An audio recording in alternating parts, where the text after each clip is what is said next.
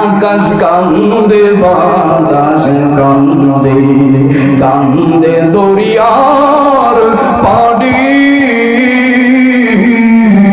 তুই পুত্র হারাইয়া কান্দে ফাতেমা জননী রে বাইরে আমার সোনার চন্দ্রমণি।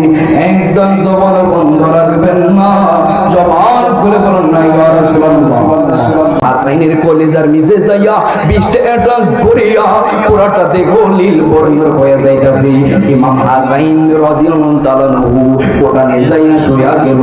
যাওয়ার পরে ইমাম হাসাইনের ভাই ইমাম হুসাইন দূরে আসলো, আয়েশা দেখতাছে হাসাইন মাটির নিচে শুয়া চেহারাটা সবুজ বর্ণ হয়ে গেল।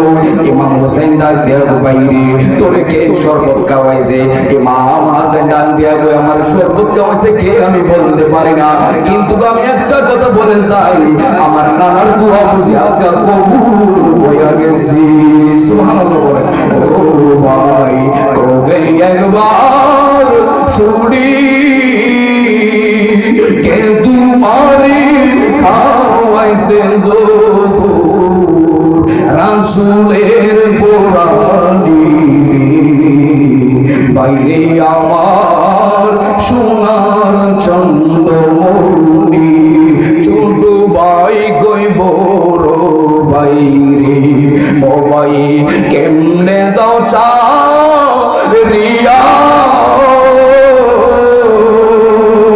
আজকে দেখে কান্দি হুসানি ভাই হারা বলিয়া রে বাইরে আমার সোনার চন্দ্রমণি।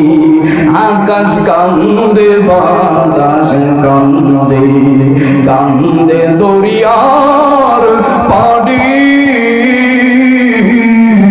তুই পুত্র হারাইয়া কান্দে ফাতেমা জননী রে বাইরে আমার সোনার চন্দ্রমণি।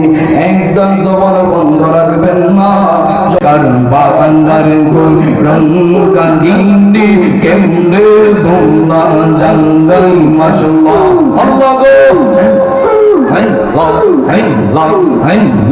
দয়াল নবী জয় গৌলে দে চুমনি তো দিনে রাইতে মায়ার নবী জয় গৌলে দে চুমু খাই তো দিনে রাইতে সেই গৌলে দে এজিদ সীমার সেই গৌলে দে এজিদ সীমার বিশ্বের সোয়া চালা